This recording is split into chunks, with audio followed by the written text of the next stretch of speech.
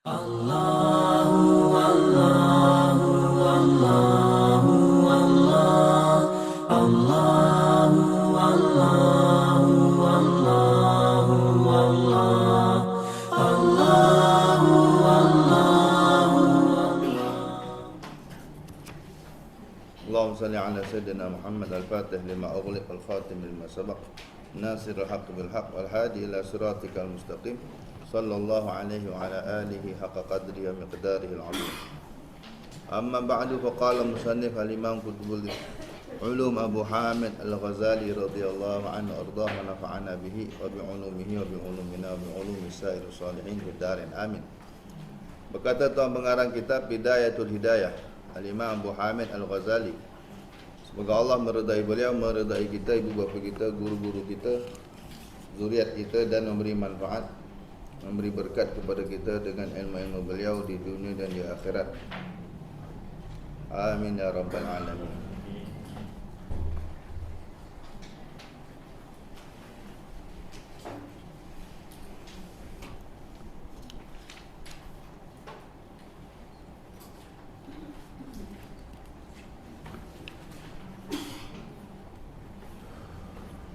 Dari kitab Bidayatul Hidayah, sehinggalah kata-kata beliau, setelah itu hendaklah kau membaca ayatul kursi dan amanar rasul. Masih lagi di bawah tajuk ada adab tidur. Belum tidur lagi tuan-tuan. Belum tidur lagi ni. Dah baca doa, serangkaian doa Bismika Rabbi, iaitu kita nak baring itu kita sebut nama Allah. Kita dah tahu pentingnya menyebut nama Allah. Nak buat apa-apa pun Bismillah. Ya, atau nak siram air panas pun Bismillah. Nak buka baju pun Bismillah. Nak gantung baju pun Bismillah. Nak ambil baru baju Bismillah. Ya, dalam banyak benda-benda ni, ke benda-benda yang biasa ni tuan-tuan. Sunat baca Bismillah. Allah letak keberkatan, Allah letak keselamatan. Tapi bukan semua benda kita baca Bismillah. Jangan nak isap rokok Bismillah pula.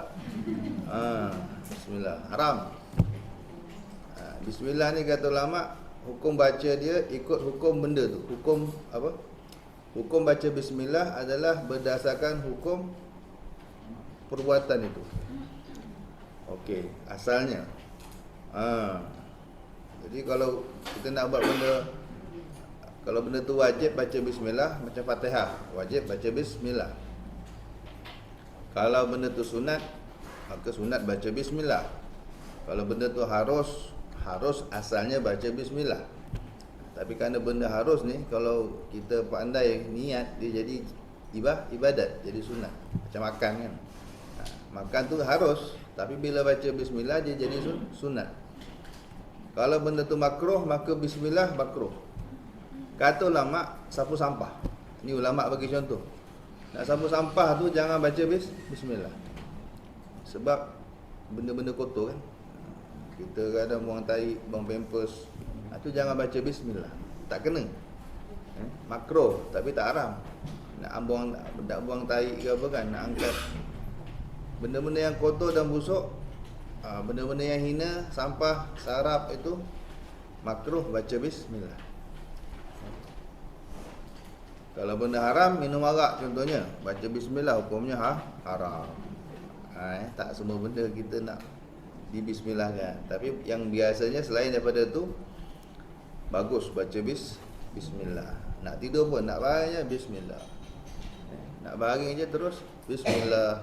Di sini disebut Bismika Rabbi, samalah tu. Wada'tu jambi, dan seterusnya. Bismika, dengan namamu. Arfa'uhu, faghfirli. Apa lagi kan? Kalau kita biasa Bismika Allahumma ahya wa amut, itu yang biasa kita baca. Ada juga bila kita baca.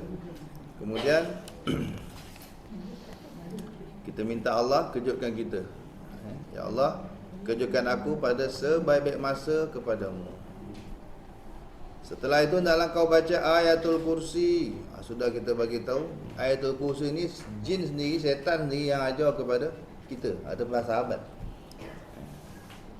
Ayatul kursi ni siapa? Syaitan, tuyul kot kan, yang curi kurma tu, yang mengajarkan langsung kepada Sayyidina Abu Hurairah. Dia jin, dia syaitan. Dia sendiri bongkar rahsia dia. Saya kata kalau kau baca ayatul kursi ketika akan tidur, syaitan tidak akan dapat menghampirimu. Dan disahkan oleh Nabi sallallahu alaihi wasallam. Nabi kata sadaqaka wa huwa kadzub. Dia jujur kepadamu kali inilah, malam tadi itulah. Sedangkan dia pembohong besar tu sebenarnya. Tapi kali ini dia betul. Siapa baca ayat kursi, syaitan tidak akan merapat. Dalam riwayat lain, Allah hantar 2 malaikat jaga dia. Baca ayat kursi sebelum tidur, Allah hantar 2 malaikat jaga dia. Dan amanah Rasul sampai ke akhir, amanah Rasul bima unzila ilaih, sampailah habis suratul Baqarah. Dalam hadis disebut 2 ayat terakhir suratul Baqarah, siapa baca sebelum tidur atau di malam hari, kafatah, kata Nabi sallallahu alaihi wasallam. 2 ayat itu akan melindungi dia. Ada ulama mentafsirkan 2 ayat itu mencukupi dia daripada qiyamul lail. Pahalanya besar, macam kita bangun malam. Apalagi kita bangun, pahalanya tu mencukupinya daripada bangun malam. Ataupun kedua ayat itu akan melindungi, jadi pendinding. Akhir suratul Baqarah. Dan surah Al-Ikhlas, Qul huwallahu ahad, dan surah Al-Falaq, Qul a'udzu birabbil falaq, dan surah An-Nas, dan surah Al-Muluk. Muluk 30 ayat ni paling panjang lah. Dan berusahalah supaya kau tidur di dalam keadaan berzikir. Jadi muluk jangan tinggal sebelum tidur, kalau boleh sebelum tidur. Itu akan jadi penyelamat kita besok di dalam kubur. Orang yang istiqamah suratul Muluk setiap malam tidak akan disoal dalam kubur. Masuk kubur terus rehat. Malaikat ada, malaikat nak tanya, tapi nanti akan dihalau oleh suratul Muluk di sana.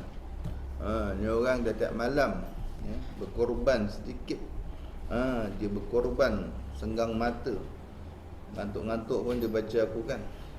Ni hari biar dia tidur. Biar jadi tidur. Kau nak tanya sana, pergi. Dihalau. Ni suratul Muluk kalamullah. Malaikat terpaksa akur. Malaikat nak pukul, apalagi kita hafal tuan-tuan. Kalau kita hafal suratul Muluk lagi hebat. Bila malaikat nak pukul, kau pukul lah. Kau pukul dia, berarti kau pukul aku. Aku ada dalam dia.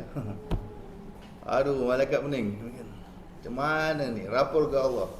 Ya Allah, aku nak pukul dia ni kan. Tapi dia kata kau pukul dia macam kau pukul ayat kau ya Allah. Macam mana ni? Kata Allah, betul lah. Apa dia cakap? Kau pukul dia, mana kau pukul Quran? Berani kau pukul Quran? Berani kau pukul ayat aku? Tak berani. Sudah, bagi rehat. Tu memang harapan besar Nabi Muhammad sallallahu alaihi wasallam. Salah sunnah ayatan fil Quran. Ada 30 ayat dalam Quran. Aku nak sangat ianya ada dalam hati-hati umat aku. Ini harapan. Kita kata permohonan, permintaan Nabi sallallahu alaihi wasallam. Nabi nak kita hafal surah Muluk. Cara nak hafal senang, baca setiap malam. Baca setiap malam, baca kuat-kuat tapi syaratnya. Jangan macam pelan-pelan. Lama-lama insya-Allah terhafal. Tuan-tuan baca, tengok setiap malam, cuba sekali tu jeling-jeling. Okey, sikit-sikit. Lama-lama nanti banyak jeling. Banyak. Sampailah tak tengok langsung. Tu kaedah dia. Hari-hari baca kuat-kuat. Sampai satu saat rasa-rasa dah sambil-sambil nak yang barang tu dah mulut berjalan, mata tak tengok sekejap, tapi tu baru tengok balik kan. Terus begitu sampailah langsung tak tengok. InsyaAllah terhafal. Itu kita nak, tu munjiah disebut, penyelamat dari azab kubur. Jadi kalau kita ziarah kubur pun bagus kita baca surah ni. Hadiahkan kepada ahli kubur. Pahalanya tu insya-Allah terangkat azab kuburnya. Dengan berkat suratul Muluk. Biasa kita baca Yasin. Boleh Yasin boleh. Tapi Yasin kan panjang. Kalau kan nak cepat sikit suratul Muluk atau dua-dua sekali. Yasin dan apa nama? Muluk bagus. Pengganti kepada Al-Mulk. ganti kepada Alu. Panjang nama 30 maaf. Confirm boleh mati tak abang ni lah. Setakat ni tak ada lah. Setakat itu dah boleh panik dah tu. 30 ayat. Tak apa, tak hafal tak apa, baca. Baca. Yakin tak abang ni? Jangan sangka buruk dengan Tuhan. Sangka baik. Allah baik. Allah baik. Allah boleh beri orang hafal Quran ni, kadang-kadang tak masuk akal kita. Logik kita tak boleh terima. Allah kalau nak beri, kadang logik tak boleh terima. Sekejap, sekelip mata Allah nak bagi. Dekat Iraq tu ada dalam YouTube, tuan-tuan boleh tengok satu budak terkecak akal. Budak Down syndrome. Hafal Quran. Bapak dia pun terkejut. Cerita dia tu pada umur masa tu umur 5 tahun ke umur 7 tahun. Tapi akal macam budak umur 2 tahun. Dah 7 tahun, akal macam budak 2 tahun. Dia nak pergi sembahyang pun, pada rumah dia dengan masjid seberang jalan je. Tapi bapak dia hari-hari kena pimpin dia bawa pergi masjid. Kerja dia bila sampai masjid, dia bukan sembahyang pun kadang-kadang. Dia ikut orang sembahyang, lepas tu dia ambil Quran, dia cium. Kat Quran yang bersusun tu kan, dia ambil dia cium. Nampak surah Yasin, dia ambil dia cium. Betul letak balik. Itu kerja dia. Budak akal umur 2 tahun nak ajar apa kan, belajar mengaji pun rasa tak mungkin. Sehinggalah satu hari Jumaat khatib berkhutbah, khatib tu baca ayat Quran. Badan katalah a'udzubillahi minasyaitonir rajim, bismillahirrahmanirrahim, surah sekian. Dia lepas baca Quran dia sebut surah Al-Imran. Tiba-tiba budak tu kata Anita dengan pelat-pelat dia lah. Anita. Maksudnya Anisa. Ni betul kan? Apa? Khatib. Apa dia kata? Shh. Apa dia gigil gitu kan? Anita. Dia bila lagi seorang tu lepas semayang bapak dia panggil nak marah. Kau apa dah cakap? Khutbah jangan cakap. Pasal kau bising. Dia kata khatib salah baca. Khatib salah sebut. Dia kata ayat tu surah Al-Imran contoh. Yang benar surah Anita. Mana kau tahu? Tak dia baca. Apa dia ambil Quran cek ayat yang khatib tu. Betul. Surah An-Nisa. Wah. Bapak dia pun macam mana kau tahu? Saya hafal dia kata. Bapak dia terus tebuk test. Okey, baca surah ni sambung. Okey, baca juz ni sambung tu. Viral tu kan. Sampai menggempakan Iraq masa tu. Ulama besar hafiz qari Iraq kumpul, semua datang nak test dia budak ni. Sekarang dah besar lah. Dalam YouTube saya tengok dah besar dah. Dah umur 20. Tapi macam gitulah. Ada YouTube dia, saya lupa nama apa. Pokoknya apa nama? Orang Iraq. Siapa nama dia? Sampai dah besar. Apa kan? Jadi orang yang uji ni semua syekh-syekh besar Iraq ni. Dia duduk seorang kat sini. Jadi dengan main tak pegang apa. Okey, orang ni sebut, okey sambung surah ni. Okey, contoh, okey ini juz 4 dia kata kau. Hakim yang test kan, ini juz 4. Okey, belakang dia apa? Terus dia sambung. Okey, saya buka selai, 2 lai, 3 lai, 4 lai. Okey, belah sini apa? Terus boleh jawab. Tercengang orang. Sehingga satu ulama Iraq yang digelar komputer Quran pun kalah dengan dia. Ada satu hafiz kat sana tu digelar komputer Quran. Punya nak tanya ayat apa macam komputer terus keluar. Dia lagi laju daripada tu. Anda jadi kita tak tahu Allah nak bagi. Jadi asalnya budak tu masa umur setahun ke apa, Allah uji penyakit apa gitu.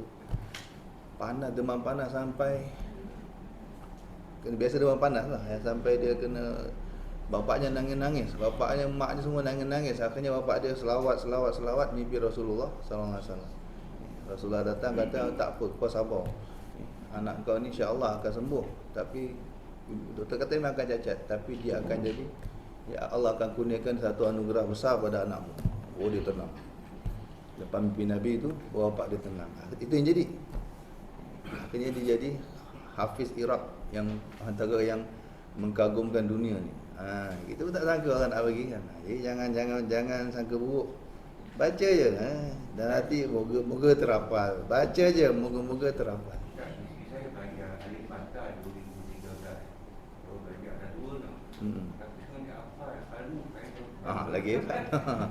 Nampak tu. 2013 ada batal. Allah boleh buat. Dia apa? Kaya lewat. Kau sekarang nak mengaji 6 bulan boleh habis. Kalau mengaji 6 bulan setahun boleh pandai. Lepas tu baca je kan. Orang benda ni kalau suka kita boleh ingat. Yang suka tak suka je. Sesuatu yang kita suka sekali dengar je boleh ingat, confirm. Ya, lagu Hindustan tu tak faham pun, tapi kalau iramanya merdu, kita dengar sampai lalu terus apa nak balik dah bersiul orang kata. Sebab kita suka.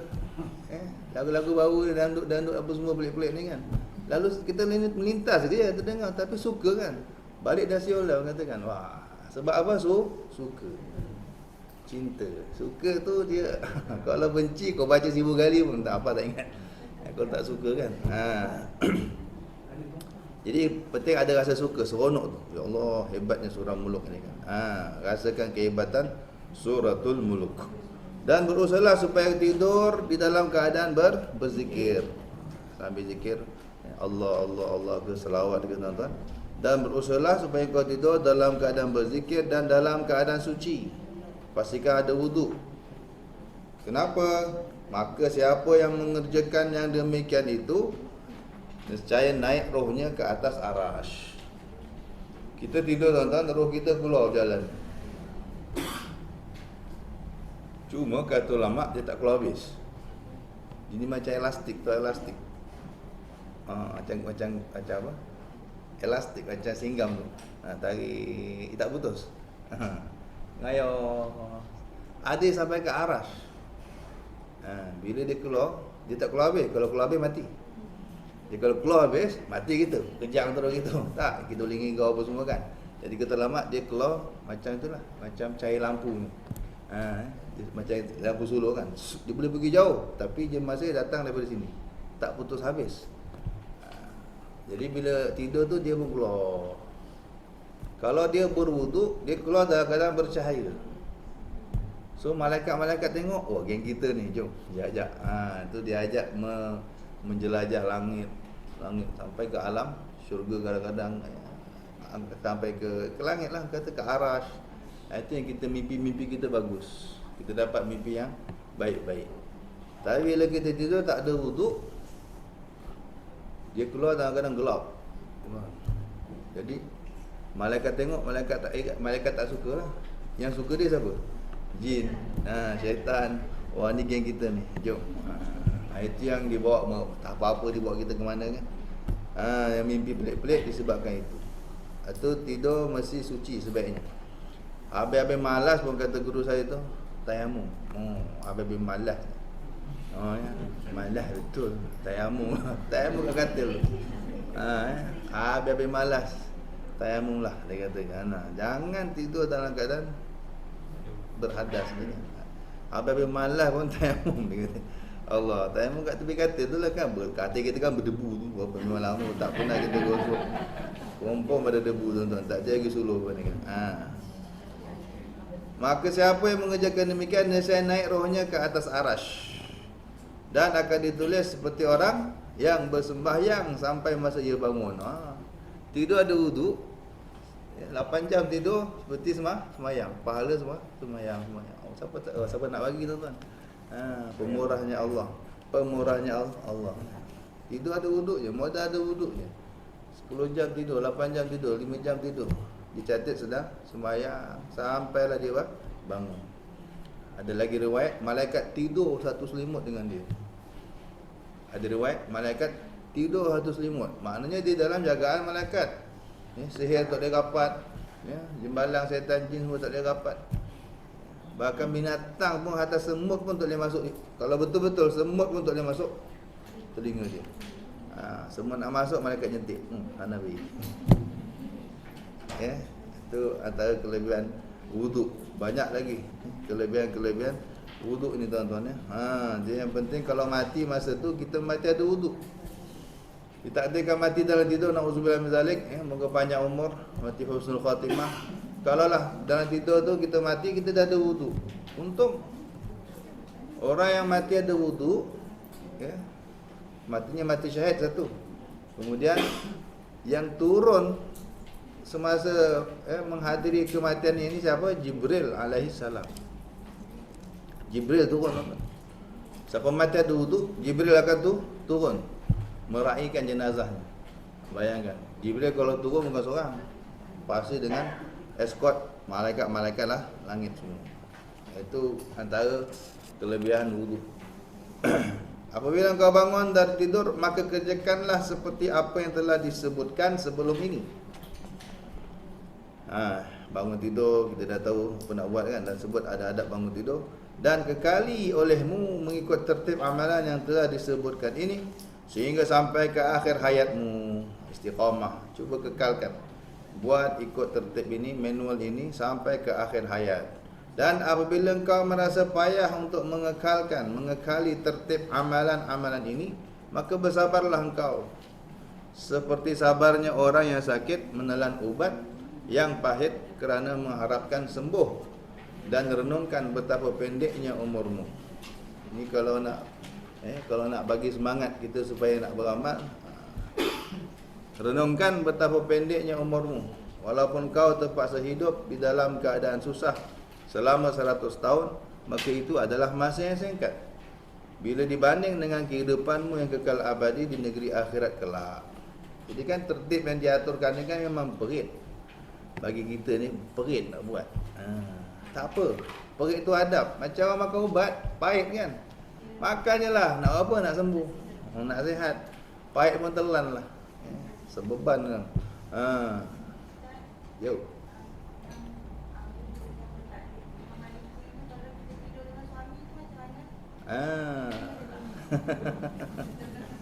Saya bagus. Ini pun saya pernah tanya kat guru saya kan. Saya tanya guru saya, Bib, saya macam mana kalau bujang, memang masa bujang insya-Allah, tak ada masalah. Kita tidur seorang-seorang, tak risau batal wuduk kan. Tak ada siapa nak membatalkan kita. Tapi bila kita suami isteri kan, mazhab kita lah, ni mazhab kita. Mazhab suami isteri kan, sentuh dah batal wuduk. Kata guru saya, tak apa, tak ada masalah, yang penting wuduk je. Wuduk je. Batal tak batal tu urusan kita.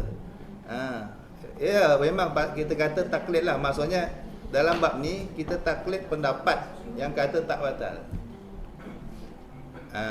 Sebab mazhab lain semua tak batal tau, mazhab kita je. Mazhab kita. Dan dalam mazhab kita pun ada ulama kata tak batal. Tapi ingat, masa ni saja. Masa ni saja. Masa atas katil saja. Jangan masa lagi semayang buat gitu. Masa ni saja. Sama macam kita kat Kaabah. Sama macam kita tengah tawaf kan. Itu dibolehkan. Sebab tak payah nak elak. Tak payah nak elak. Takkan seorang nak tidur asing-asing suami isteri tak apa. Dia kata tetap wuduk. Lepas tu taklid. Niat ikut pendapat kata yang tak batal. Sekadar bersentuh sekadar sentuh biasa tak batal. Tetap wuduk. Tapi ingat, masa ni saja. Jangan semua keadaan buat gitu, tak. Apa dia?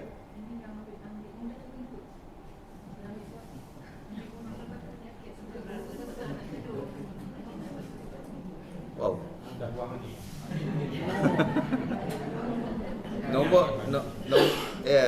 Tak boleh buat apalah, tak boleh buat apa. Cuma kalau kita kata perit, benda ni nak amal perit. Buang uduk balik lah. Buang lagi, uduk lagi lah. Buang lagi, uduk lagi lah. Sampai tertidur. Ini perit. Perit nak buat. Tapi itu yang ulama dulu buat. Ada ulama dulu gitu buat. Syekh Abdul Qadir Jalani yang selalu diceritakan tu. Syekh Abdul Qadir Jalani tu pernah satu malam tu sampai 20 kali ke apa. 20 kali kalau tak salah. Buat. Tak berani tidur dalam keadaan kotor. Wali tu gitu je. Berasa sungguh. Kita cerita pandai kan? Tak ada rasa pun. Tak ada rasa takut. Kita mati ni, tidur ni kan tak mati. Mati jumpa siapa? Jumpa Allah. Berani tak ada wuduk. Berani kotor. Tak berani lah.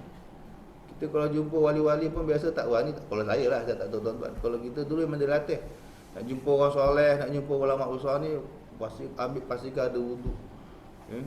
Istighfar banyak-banyak kan. Kita ni kotor. Tak nak menyusahkan dia kan. Dengan bau dengan maksiat kita, apa yang dia nampak pelik-pelik kan. Kita itu makhluk, apalagi nak ngadap Allah. Jadi memperitlah walau terpaksa berulang kali. Tapi kalau kita lemah tak apalah, tak boleh buat apa. Yang penting kita dah niat, ya Allah, kalau aku tak sakit ni, kalau aku normal, aku dah confirm ada wudu. Niat gitu je lah. Moga Allah terima, Allah tahu. Ya aku tahu, aku tahu kau kalau sihat insya-Allah kau ada wudu. Jadi niat kita Allah tahu. Tapi kalau betul-betul orang dulu atas 10 kali pun 10 kali dia bolak-balik. Tu kata kalau payah nak wuduk, tayamum je lah. Allah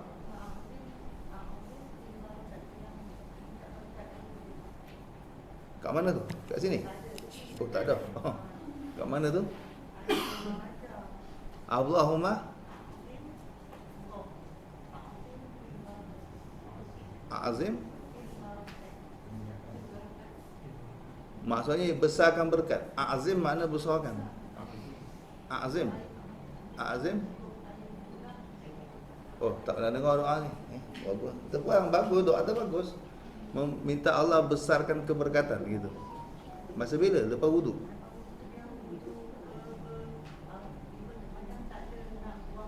Oh, tu doa untuk jaga wudu, doa untuk kekal wudu. Oh, saya pun baru dengar ni. Bagus. Boleh menuntut dengan ni. Boleh ijazah.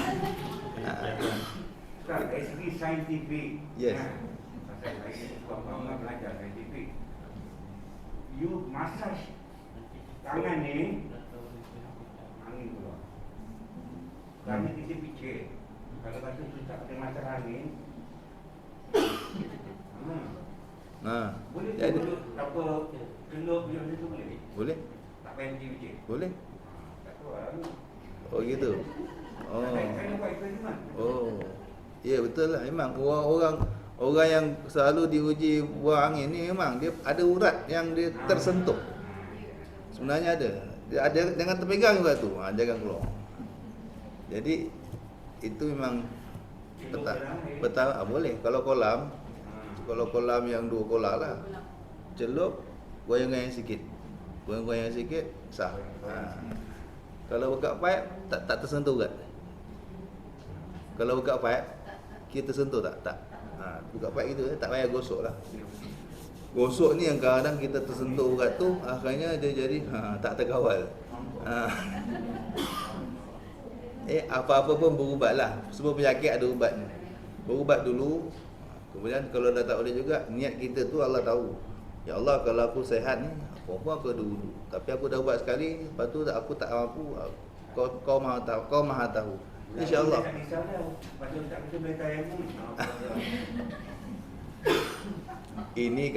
Ini semalam malah, habis-habis malas lah kita kata. Sebolehnya tayamum, kata guru saya begitu. Kalau boleh cubalah, paling malas pun tayamum lah dia kata. Ya Rab. Mana tadi? Gitu. Jadi tertib yang diajar ni memang perit bagi orang yang baru nak mula. Belum terbiasa. Memang benda baik ni tuan, memang kena biasakan dia. Sampai jadi biasa. Benda tak baik tak payah biasakan, memang jadi suka je kita kan.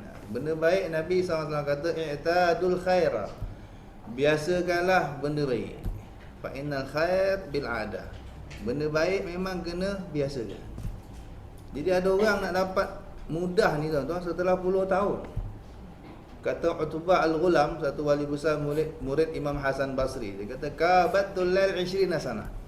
Aku susah payah lawan nafsu ni bangun malam ni 20 tahun.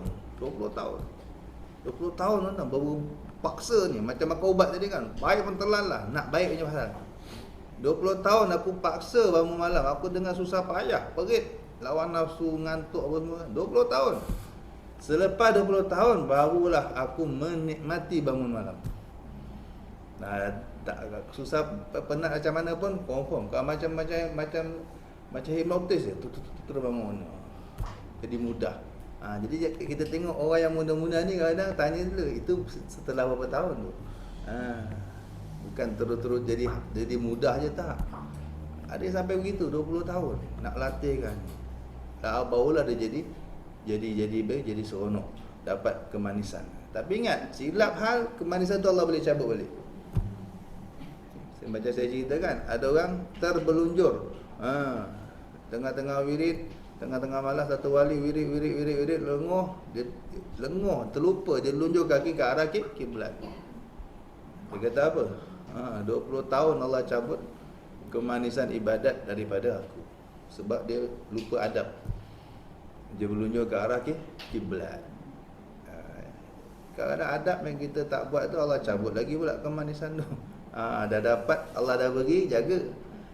Allah dah beri kita manis ibadat, senang baca Quran. Ada orang senang hatai sejus senangnya. Ada orang hatai 2 juz senangnya. Ada orang hatai 10 juz senangnya. Kita yang hafal Quran pun kadang tak mampu, tak senang nak ngatamkan hatai 10 juz atau 1 juz sekalipun. Bahkan setengah juz pun kadang-kadang. Ini tak semua dapat. Jadi siapa yang Allah dah bagi, jaga. Jangan buat benda-benda yang Allah boleh cabut balik kemanisan itu. Antara yang pernah berlaku itu, satu wali Allah kan, Allah cabut kemanisan ibadah dia sebab dia lupa adab. Dia berlunjuk ke arah kiblat. Hati-hati itu. Allah cabut kemanisan. Ya saya. Amalan banyak amalan, kalau tak banyak amalan yang dikatakan sebelum tidur. Sekarang soalan saya, bila momen sebelum tidur tu mesti 2 terakhir pun nak baca semua gitu? Atau contoh baca Al-Quran pun dah ambil masa al-mul kita jaga angkat sebelum tidur. Jadi ada kita tunggu dulu contoh waktu 2 dan 3 tu atau tak kisah.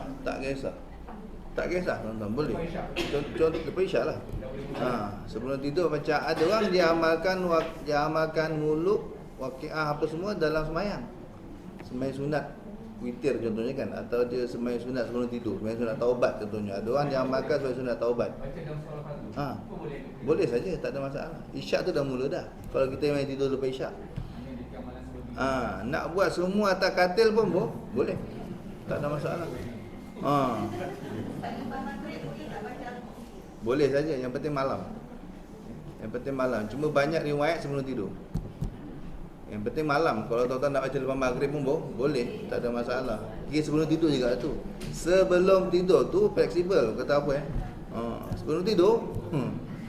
Mana maghrib tu dah kira sebelum tidur dah. Boleh dah. Kita baca pada maghrib, kita dah berwirid ni semua. Sampailah semua isyak, lepas tu kita terus tidur, dah masuk dah tu. Cuma kalau semua nak buat atas katil pun boleh, tak ada masalah.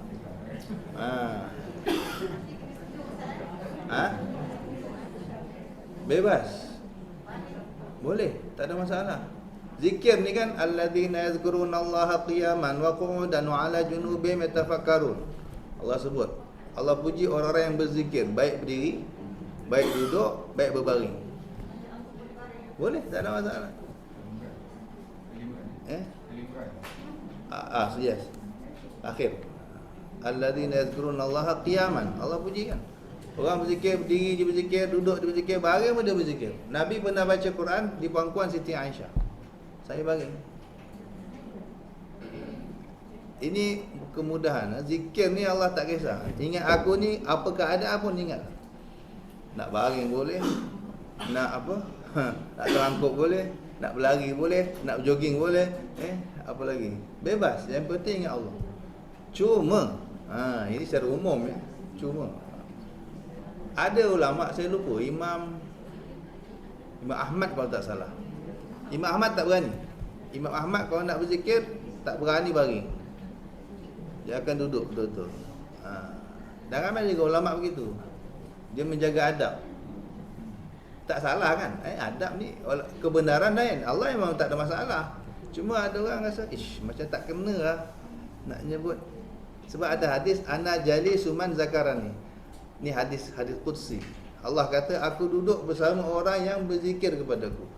Nah, kalau kita berzikir Allah, umpamalah, jangan bayangkan pelik-pelik. Kalau Imam Ahmad kata, Allah duduk dengan aku, takkan aku nak baring. Contoh kita tengah baring, ya, raja datang, sultan datang. Tuan-tuan nak baring lagi? Bangun. Duduk kawan-kawan, kita duduk sama kan. Kalau boleh dia berdiri, kita berdiri. Meraihkan. Jadi setengah ulama meraihkan adab. Tak berani dia tidur zikir sambil baring-baring ni. Tak berani dia. Itu kau panggil apa? Ini bukan hukum ya. Ini adab. Jadi masing-masing punya Masing-masing punya persepsi, masing-masing punya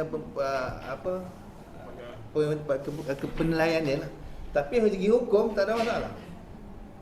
Bebas. Zikir ni apa keadaan pun boleh. Cuma kalau nak ikut yang beradab tu bagus. Tapi kerja lebih sikit lah kan.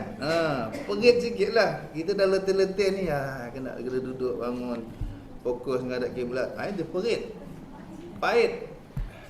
Kalau kita habiskan, insya-Allah jumpa. Macam kita orang dah makan ubat, sembuh. Dah puas telan pahit kepahitan mujahadah ni, pasti ujungnya ada kemanisan. Itu sebab mereka ni top. Sampai hari ni orang sebut-sebut Imam Ahmad bin Hanbal, Imam Syafi'i, semua orang yang menjaga adab.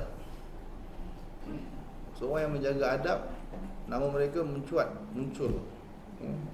Sampai hari ni orang yang beradab pasti akan mendapat martabat tinggi. Tapi kita ni level orang biasa, tak apa, Allah benarkan, tak apa, tak ada hal. Tak ada hal. Percaya saya kan, kita percaya saya tuan-tuan, sambil saya belajar nak ngopi ke, nak ngetai ke, jangan isap okok bang. Boleh, tak ada hal. Saya walaupun saya izinkan, cuma kadang-kadang kita rasa macam tak kena lah pula kan. Alah, takkan kita nak terpulang kan. Tapi izin rasmi sudah keluar, terpulang. Rasa tak ada masalah tuan-tuan. Kalau nak minum tak ada masalah. Bagi saya ni kita santai je, tak ada masalah.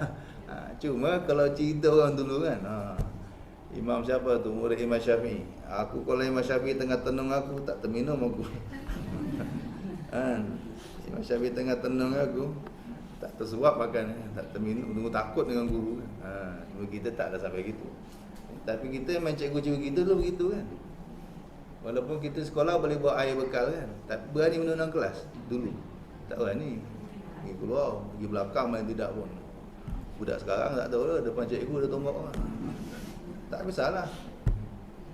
Tu adab. Adab tu bagus. Adab tu bagus. Ada setengahnya wajib, ada setengahnya sunat. Jadi macam itulah. Nak baring boleh, bagi label-label kita ni tuan-tuan, tak apalah, baring-baring lah. Tapi kalau sedikit nak buat pengorbanan, pahit sikit kita nak telan untuk demi kemanisan yang Allah nak beri, buatlah, bagus. Buat betul-betul. Ngadap kiblat, zikir betul-betul, fokus.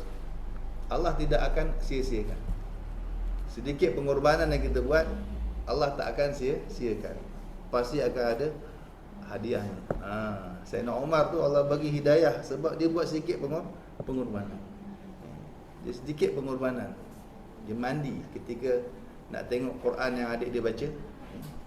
Adik kata, abang kotor, abang tak boleh sentuh kitab ni. Abang nak pegang, nak tengok apa saya baca ni, abang pergi mandi dulu. Sayyidina Umar boleh ikut tu dengan kahau-kahau dia kan. Okeylah aku mandi. Dia peturun sikit diri dia, korban sikit, dia pergi mandi. Dah bersih, okey, dah bersih, mana kitab kau baca tadi? Sedikit pengorbanan dia buat. Dia buka aja, boom, Allah bagi apa? Hidayah. Terus Allah ketuk hati dia. Ma anzalna 'alaikal Qur'ana litashqa. Ketuk lagi. Illa tazkiratan liman yakhsha. Terus hancur hati dia. Bawa aku jumpa Muhammad. Kadang-kadang bukan apa-apa, kerana sedikit pengorbanan dia buat tu.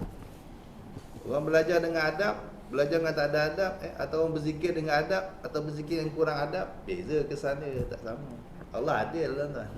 Allah adil. Orang yang zikir dengan jaga adab, menghadap kiblat, ada wudu, tutup aurat, takkan kesannya sama dengan orang yang zikir pakai singlet. Atau apa? Apa lagi kan? Baring-baring. Tak sama tuan-tuan. Tak sama, confirm tak sama. Allah tengok ni korban dia lebih kan. Dia punya pengorbanan lebih, aku bagi lebih. Itulah rahsia dia. Habis. Okey, tak ada soalan? Sambung. Dia kata gitu. Memang perit lah. Tertib ni mula-mula nak buat memang perit. Lama-lama dah biasakan, terbiasa. Sampai dapat kemanisan. Kalau seorang-seorang solat, dia letak nama ni lah. Kalau poket handphone, Allah Akbar, Dia baca. boleh? Boleh? Saya baca nasihat tu, dia kata Boleh? Asyik baca cool je boring kan. Jadi nak barang Boleh, tak ada masalah. Cuma jaga pergerakan. pergerakan sifat dia. Jangan 3 kali berturut-turut. Tapi contoh orang lah kan orang nampak. Tak ada masalah, orang nampak suku hati dia lah, pandai dia lah. Dia nak marah apa, kita bukan buat jahat. Tak ada masalah. Cuma jaga pergerakan tu. Di tangan ni pergerakan berat. Dia tak boleh 3 kali berturut-turut, batal. Ambil. Nah, dua berturut tak apa. Lepas tu jeda sikit dalam 5 saat lah kita kata. Jeda tu mesti paling kurang 5 saat. Dah 5 saat, boleh gerak lagi. 2 lagi. Jeda lagi 5 saat. Baru dipanggil tidak berturut-turut. Ya, kalau tidak berturut-turut 1000 gerakan pun boleh. Tak ada masalah. Cuma kalau boleh sampai hafal lah, dah hafal tak perlu begitu. Sunnah Nabi kan tak pernah baca Quran dengan melihat.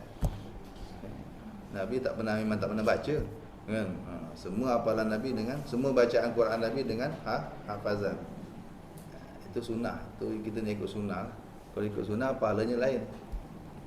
Tapi tengok Quran pun ada pahala khas, pahala mata tu kan.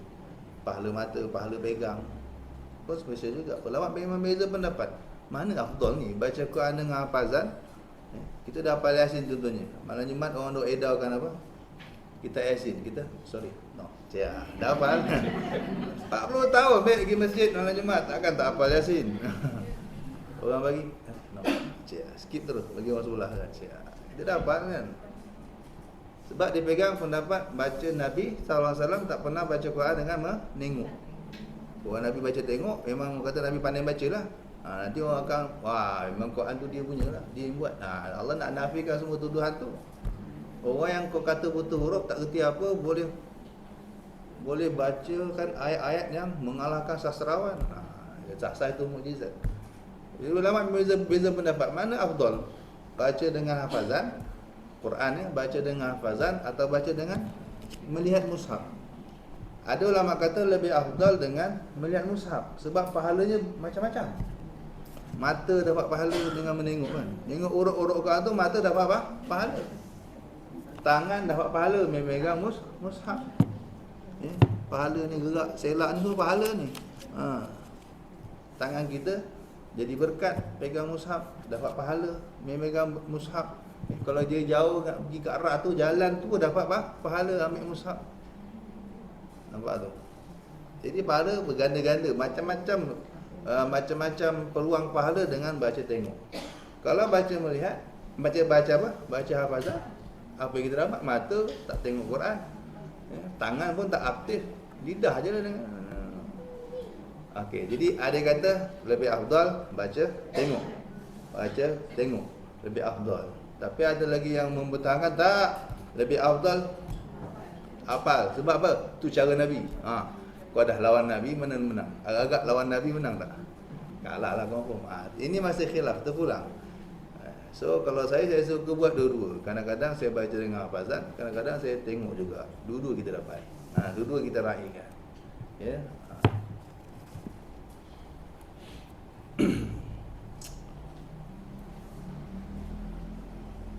Jadi kalau kita rasa malas nak buat, nak ngadap keperitan itu, ya Allah malasnya nak buat adab tidurnya, ya Allah malasnya nak buat adab tidurnya, ya Allah malas. Kan biasa gitu.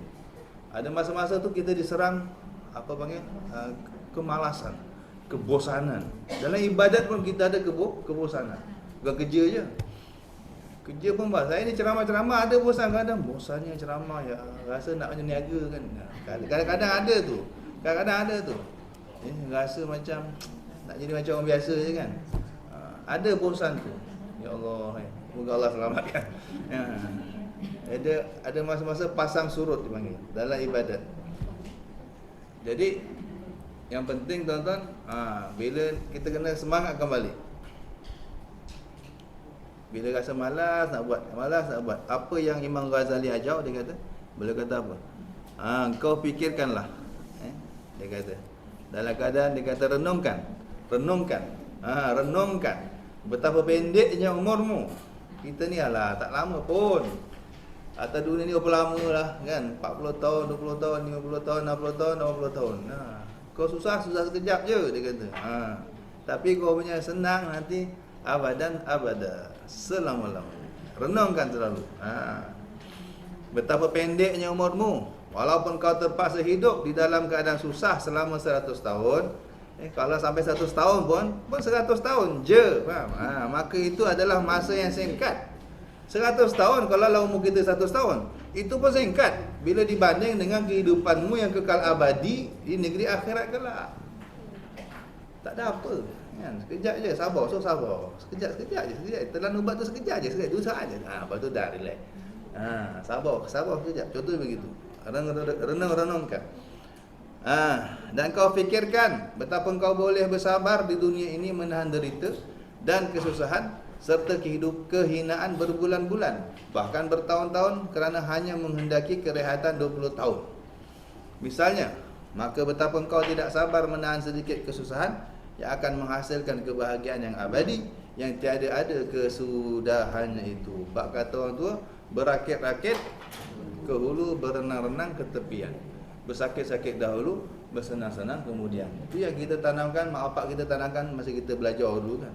Malas belajar, malas di sekolah kan. Susah-susah dulu. Ni susah ni, berjimat cermat supaya kau besok senang. Itu bab dunia kita sanggup berpuluh tahun kadang-kadang untuk senang, atau berbelas tahun susah untuk senang puluhan tahun. Ini kan akhirat. Fikir gitu.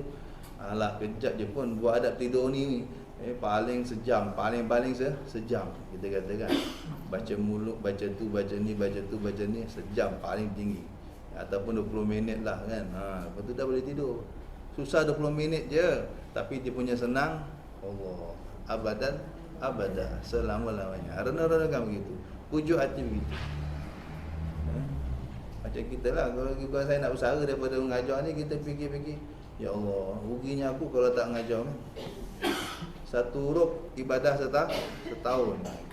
Satu huruf ibadah setahun.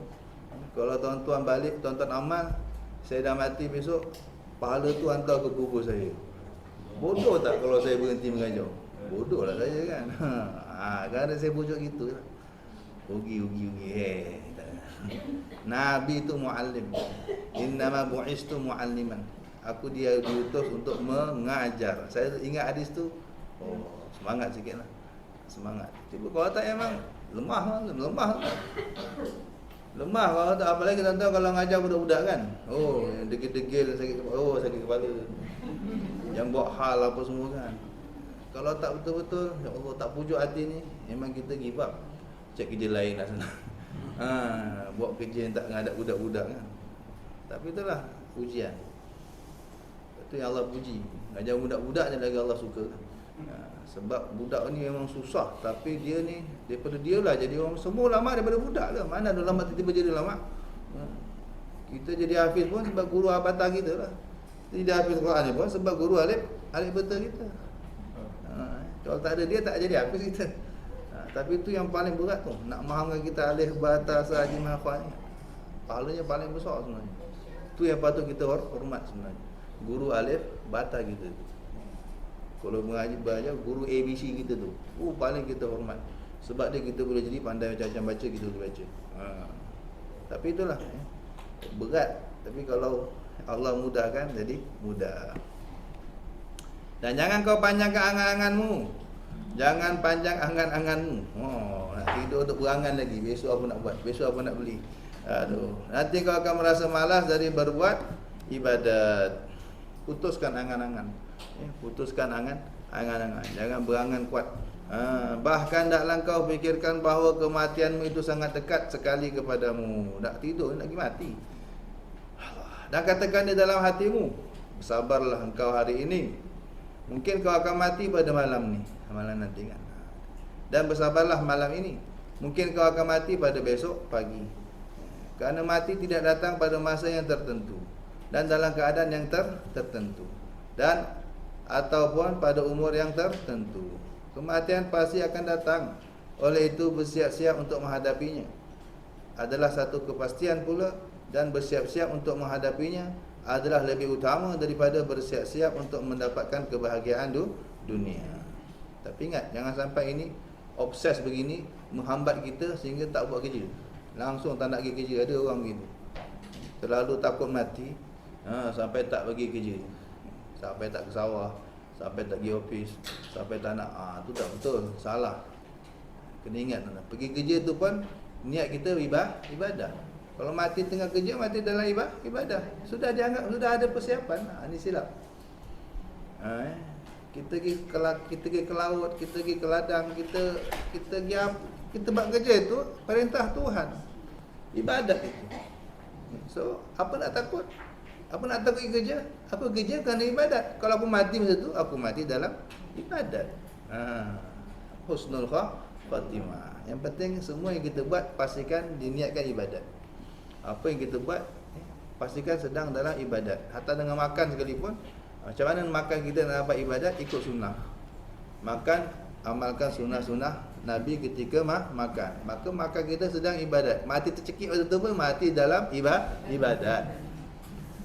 Ada ulama mati, ulama besar, Al-Imam Al-Auza'i mati dalam tandas, tuan-tuan. Su'ul khatimah ke tu? Mati buruk tak? Ketika ditemukan beliau dah tutup auratnya, mukanya menghadap kiblat. Tuan-tuan bayang, tak tahu mati mengejutkan, Allah alam kan.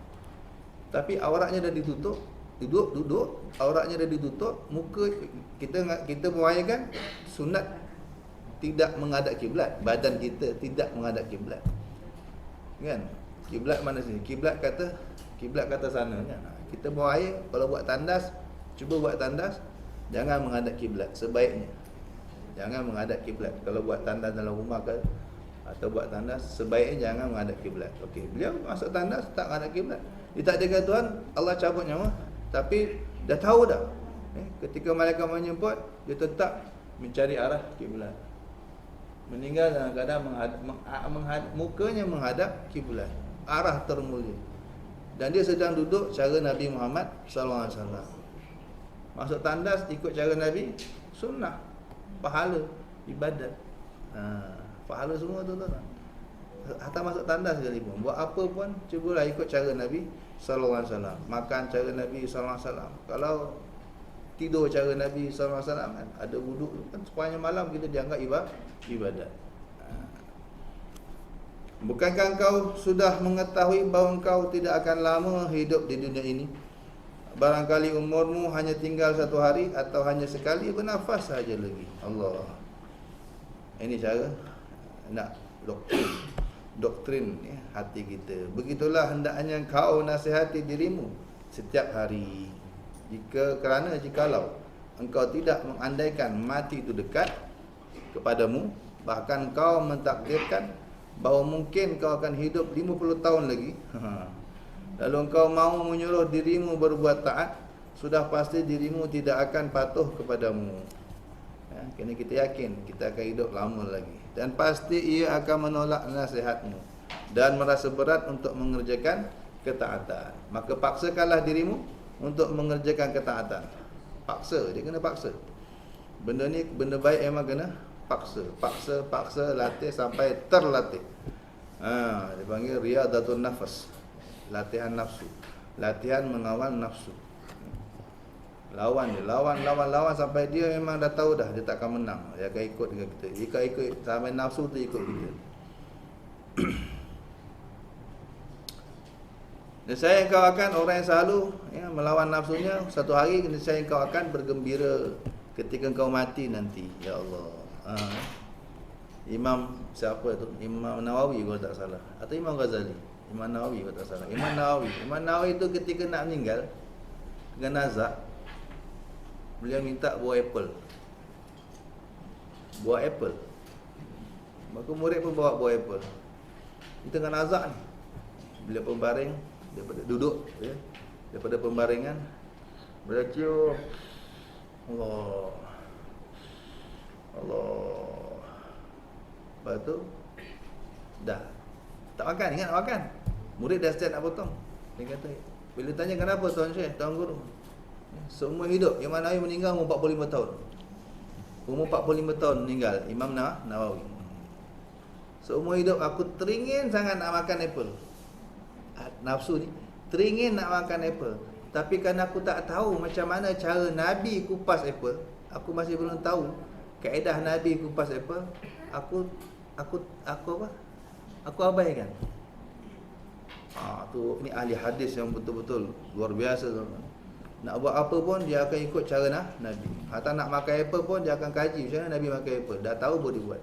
Semua yang dibuat semua betul-betul ikut Nabi Muhammad sallallahu alaihi wasallam. Akhirnya sampai mati tak nak jamah apple kerana hanya alasan aku tak tahu macam mana Nabi sallallahu alaihi wasallam kupas buah apple. Meninggal. Tapi kerana perit yang dibuat begitu tu kan perit tu. Aduh, kalau kita tak buat rasanya kan. Perit itu yang dibuat 45 tahun. Akhirnya apa? Membuahkan apa? Kegembiraan yang tidak ada kesudahannya. Sampai sekarang beliau tak tahu berapa banyak apple makan dah. Apple syurga. Makan dah puas-puas. Sampai hari ni di alam barzah beliau, orang belajar ilmu Riyadus Salihin. Mana masjid tak ada baca Riyadus Salihin? Mana surah yang dikatakan kitab yang paling masyhur, paling banyak dicetak setelah Quran, Riyadus Salihin. Mana masjid tak ada kitab tu? Pergi masjid. Pergi mana masjid tak ada kitab Riyadus Salihin. Tak ada ustaz mengajar ke atau memang dia letak kat masjid ke? Ilmunya sampai hari ni orang baca, orang amal, semua tahu apa lah gaya buku macam tu kan. Umpama begitulah kan. Kat dunia 45 tahun je. 45 tahun kejap. Sampai hari ni tak habis-habis. Tak habis makan orang kata. Itu. Ini jika kau suka, saya kau akan mati nanti dengan kegembiraan yang tidak ada kesudahannya. Tetapi jika engkau menangguhkan ketaatan dan tidak mengambil berat dalam masalah ini, pasti engkau akan menyesal kerana kematian akan datang menemuimu pada masa yang tidak disangka-sangka. Ketika itu engkau pasti akan menyesal dengan penyesalan yang tiada ada kesudahannya. Dan dalam kau selalu mengingati satu pepatah Arab, wa indas sabahi yuhmadul qaumus sura. Di waktu pagi akan dipuji kumpulan yang telah berjaya berjalan pada malamnya. Ini pepatah Arab ya. Siapa yang telah berusaha waktu malam dan berjaya, pagi akan dapat hadiah. Kita tunggu pagi kita di depan Allah Subhanahu wa taala. Apabila kau telah mati, barulah segala yang aku sebutkan ini menjadi satu kenyataan, seperti firman Allah taala. Sekarang aku cakap, kau mungkin tak percaya, kata Imam Ghazali. Aku cakap ni mungkin korang masih ya ke, mati nanti baru kau tahu apa aku cakap ni betul ke tidak.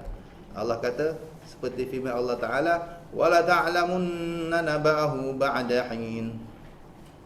Apa maknanya? Selagi akan kamu ketahui, dan selagi akan kamu ketahui kebenaran apa yang dikhabarkan kepadamu pada suatu masa kelak. Bukan selagi tu, pasti. Selagi itu tu kau pasti. Dan pasti akan kamu ketahui kebenaran apa yang dikhabarkan kepadamu pada satu masa kelak. Satu saat apa yang Allah cakap yang kita tak percaya, kita akan tahu betul satu masa nanti. Lepas matilah. Lepas mati semua kita yang tak percaya, kita akan percaya. Setelah kami selesai menyebutkan susunan wiridmu ini, maka akan kami sebutkan pula kaifiat untuk engkau sembahyang, puasa dan adab-adabmu. Dan sembahyang berjemaah serta adab-adab sembahyang berjemaah pula. InsyaAllah akan datang adab-adab mengerjakan solat. Semoga Allah Subhanahu Wa Taala kurniakan kita adab. Dengan adab ini kita mendapat setinggi-tinggi tingkat martabat di sisi Allah Subhanahu Wa Taala. Semoga Allah besarkan lagi ganjaran-ganjaran yang Allah nak beri kepada kita dengan keberkatan adab. Amin ya rabbal alamin.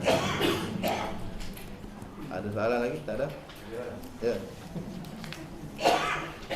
Minggu lepas Ustaz bagi soalan, tapi Ustaz tak beri jawapan. Ya ke? Ingat Saya balik saya Google.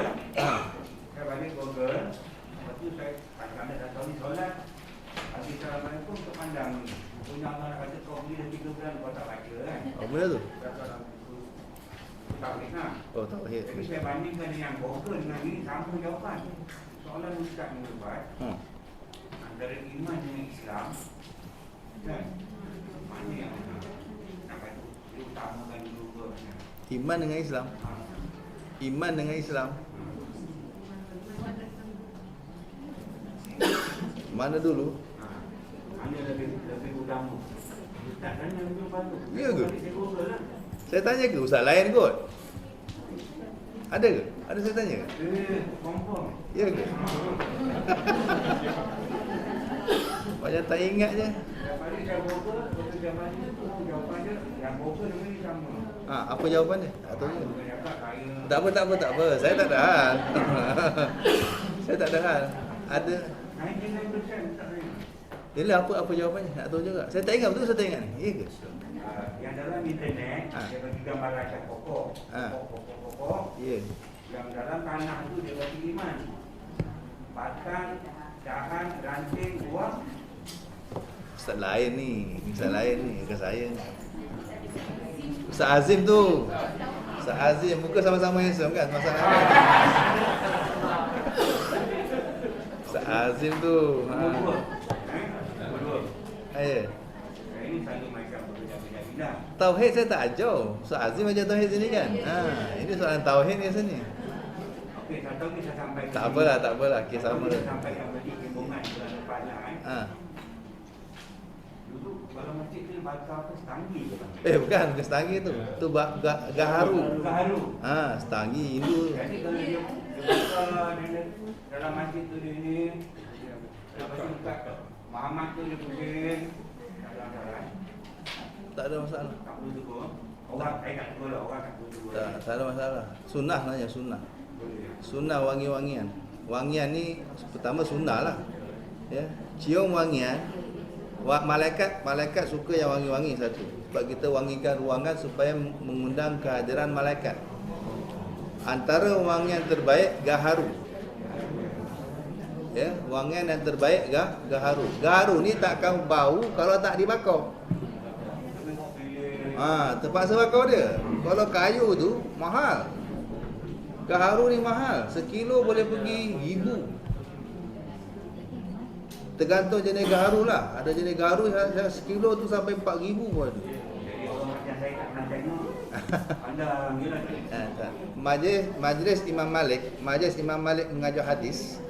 Bila Imam Malik mengajar hadis, pasti akan dipasang gaharu. Baca hadis, memuliakan hadis. Hadis ni kan kalimah-kalimah mulia, ayat-ayat Nabi Muhammad SAW. Imam Malik memuliakan dengan bakar gaharu. Pembacaan hadis di zaman Imam Malik pasti ada bakar gaharu, wangikan ruangan tu. Itu cara mentakzimkan hadis-hadis Nabi SAW. Tak ada isu lah. No, tak ada isu. Bagus. Bahkan ingat, itu satu peluang untuk dapat ampunan dosa bahkan. Siapa dalam hadis cium wangian, minyak wangi ke, gaharu ke, cium yang wangi-wangi, kita baca doa, ada satu doa, Allahumma kama an'amta fazid wala aisha illa aishul akhirah. Pendek je doa dia. Allahumma kama an'amta fazid wala aisha illa aishul akhirah. Baca doa ni ketika menghirup atau mencium wangian, Allah ampun dosa. Boleh. Google pun ada rasa.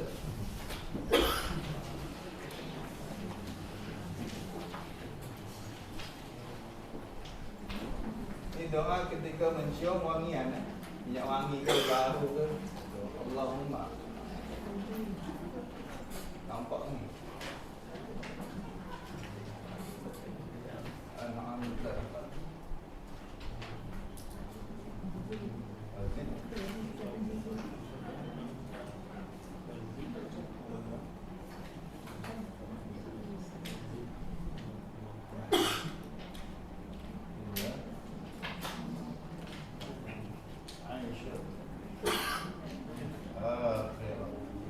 Nampak apa?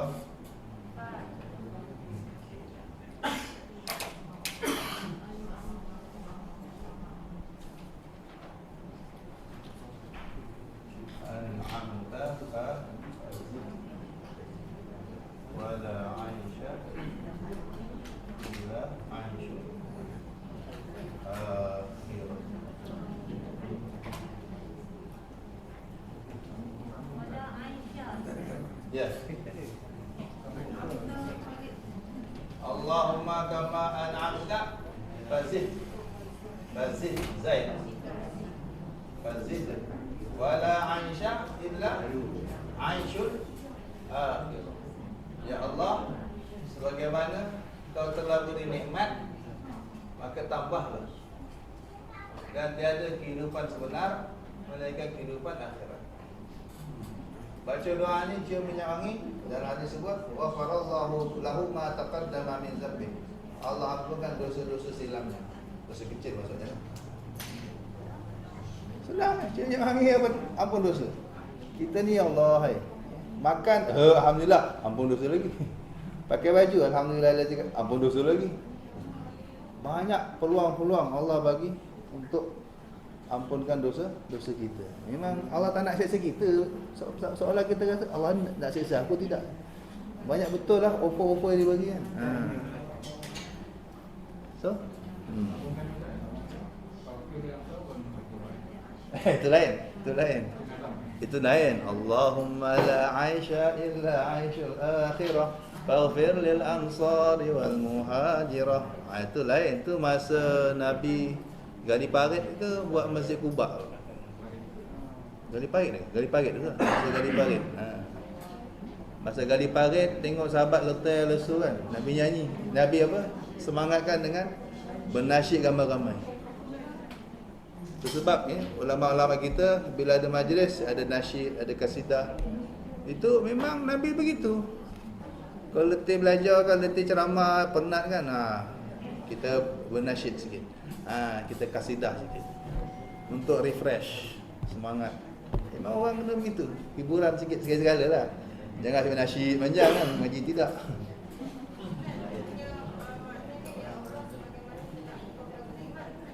Fazid, maka tambahlah. Tambah lagi nikmat.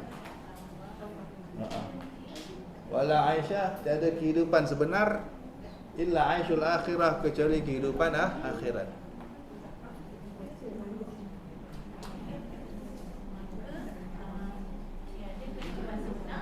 Kecuali kehidupan di akhirat.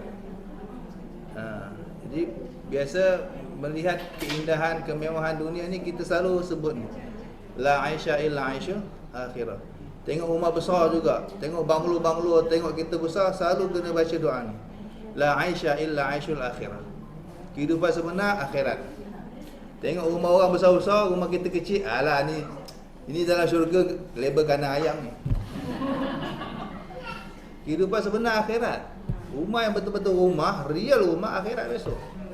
Pintu jenang pintu tu 1200 km.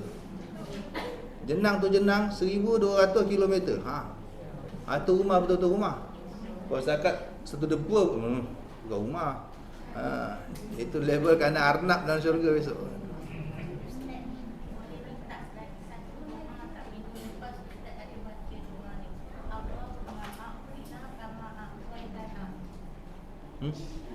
Ustaz lain ni.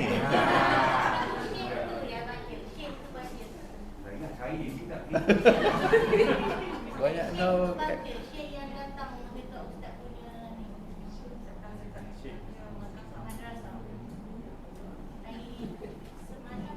Apa doa dia?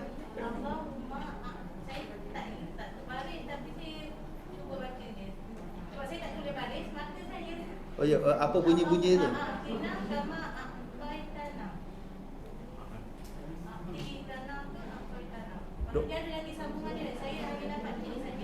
Doa apa tu? Saya tak tahu, tapi saya dengar dia tengah baca. Saya nak suruh Ustaz sambung. Allahumma Dekat punggul dia.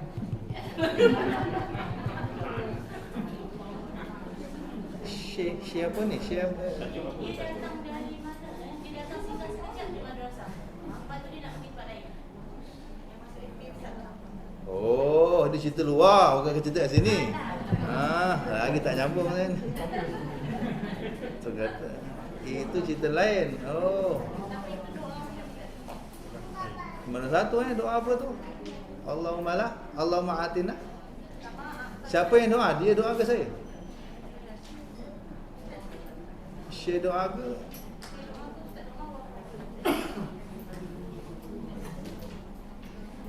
Allahumma ighfir lana, tak ingat lah. Banyak doa tu, mana tu. Kena rujuk balik FB tu, kena rujuk balik. Saya tak ingat. Banyak doa tu. Ada doa khitam majlis masa tu.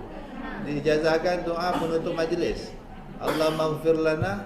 Apa saya pun tak ingat. Kena rujuk balik. Allahumma ighfir lana warhamna.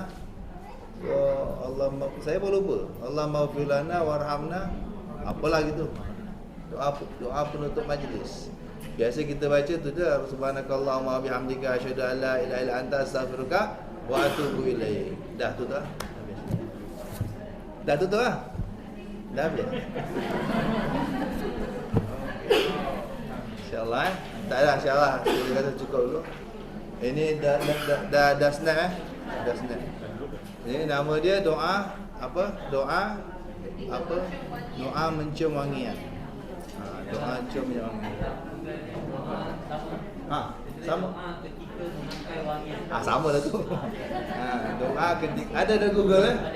Sama tak? Sama. Ke kurang sikit? Ada beza? Kan? Sama. Memakai wangian. Betul. Yang baris bawah tu betul. Sama Isa.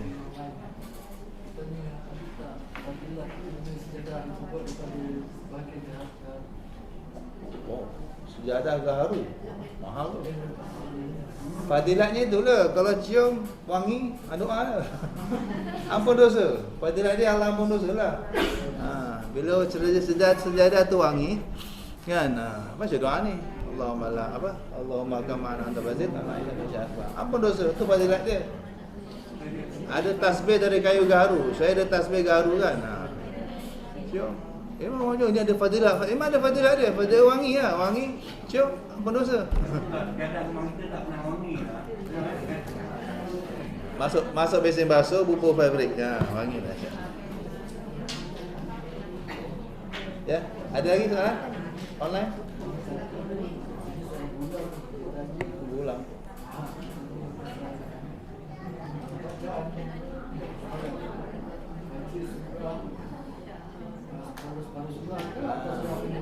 Sudah kita jawab itu kan. Lebih baik surah pendek komplit daripada tebuk ayat panjang. Itu lebih afdal. Lebih afdal satu surah yang sempurna daripada satu ayat yang panjang. Ya.